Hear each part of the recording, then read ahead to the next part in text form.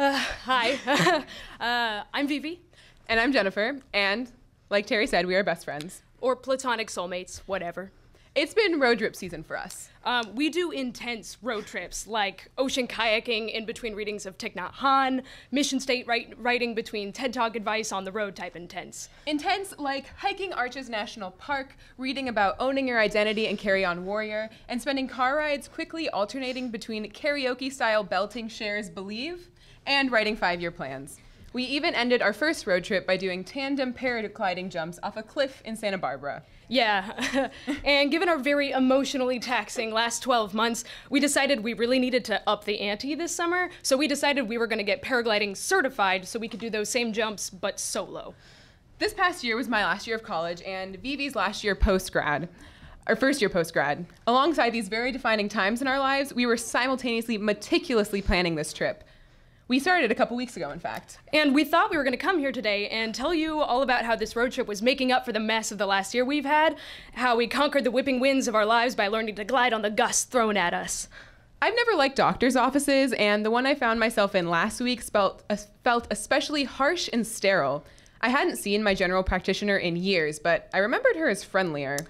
It's definitely fractured. She said to me, an air of indignation in her voice. And probably badly. No paragliding, no running, or anything like that for the next 2 months, unless you want to break it. I'll get you an authorization form to see a specialist. It was almost too fast to take in. On our first day of paragliding lessons, I had fallen, like most people do on their first day, and I had twisted my ankle. I thought it was fine and had just kept going. Now, I walked to my car like a zombie before bursting into ugly sobs inside. We had to cancel the rest of this year's road trip. We couldn't learn to fly. So it turns out that despite both being slightly obsessive planners, we can't actually seem to protect ourselves from having our plans completely dashed. Though this had been pretty consistent with my experience of this past year. And mine too.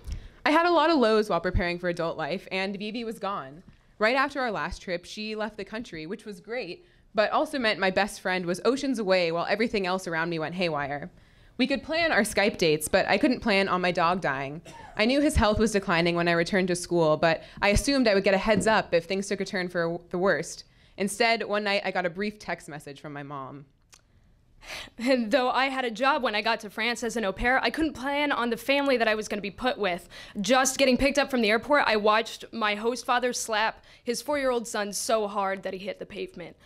I was with them for 3 months, and I come from an abusive home, so in the first couple weeks I felt very defeated because all these years later, I still have no power over it. But we're strong, we can get through anything. And it wasn't all bad. I was writing an awesome honors thesis, and I was even a finalist for 2 prestigious fellowships, a Fulbright and a Napier. And by November, Vivi was back home, and we got to spend Thanksgiving together. Yeah, and of course, it wasn't all bad in France, though I couldn't have planned all that either. But I didn't expect to have such life-changing epiphanies in France. So I was walking to this bus after just having attended this private opening of an archaeology and art exhibit of ancient Greece in this famous castle-turned-museum, and it started to drizzle, and as I'm waiting for the bus, I'm thinking about all these kids that should be able to go to this and take the things out of textbooks and put them in front of their faces, and when I got on the bus, I thought of all of the kids that I want to take on buses and take to observatories and museums and recitals. I graduated college 5 months prior, and I had no idea what I wanted to do with my life. And here I was getting on a bus in French autumn rain, having just realized what I wanted to do for a career. I wanted to be Miss Frizzle with a magic school bus. So after Thanksgiving, I did everything I could to submit a grad school application, and I got an entire portfolio together. By the time I flew away to New Zealand in January, I was just waiting to turn that application in. I was waiting on one test.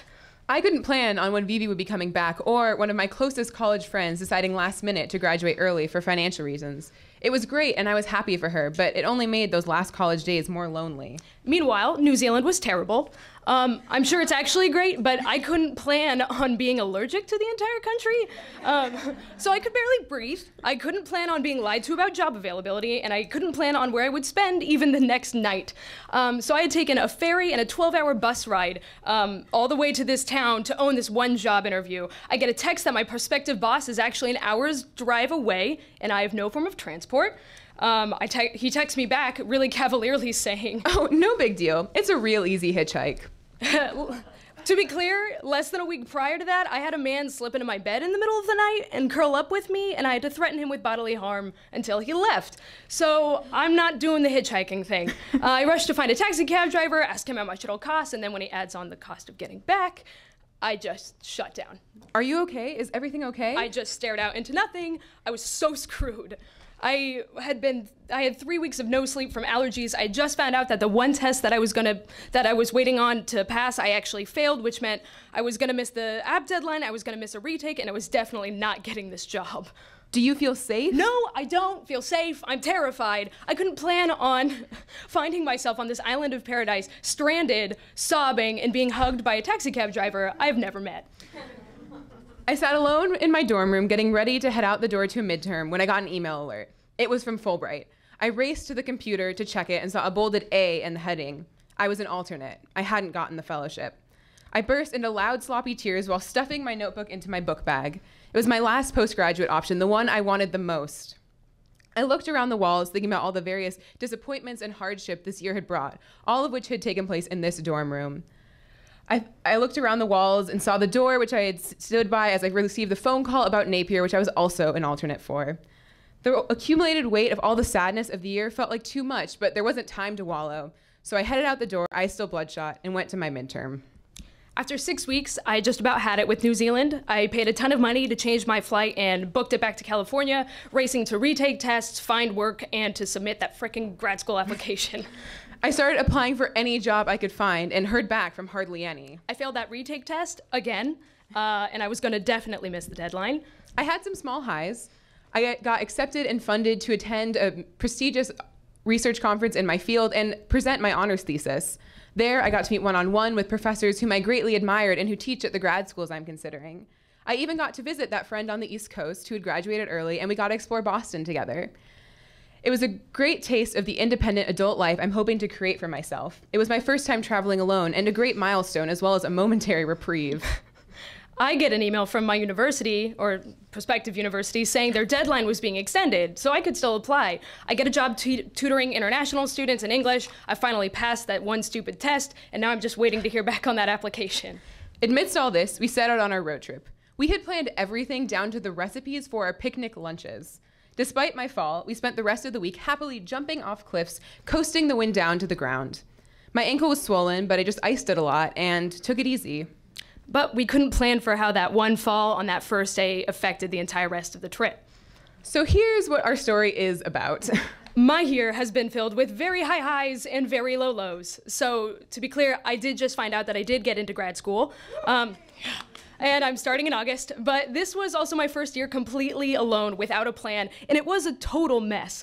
But you know what? It was my mess. They were my choices with my solutions, and I made the most out of every situation I possibly could, and I can accept the fact that not everything went well, because at the end of the day, I didn't just survive it. I got a lot out of this year. For me, this year is about facing the harder realities of adult life, that things are not always fair or just, but accepting that as just a part of being an adult. And while I was busy trying to plan what my life would look like after graduation, the world was teaching me lessons about how to handle the disappointments and rejections of adult life that don't yet have a greater purpose or happy ending. My story doesn't exactly have a happy ending yet, and my life does still feel a little bit out of control, and that's just how it is sometimes. So we are trying to figure out an abbreviated version of our road trip. And we have a mantra for this time in our lives, one from a song I showed Vivi a few years ago. Your heart is the muscle the size of your fist. Keep on loving. Keep on fighting. Hold on, hold on, hold on for your life. Thank you.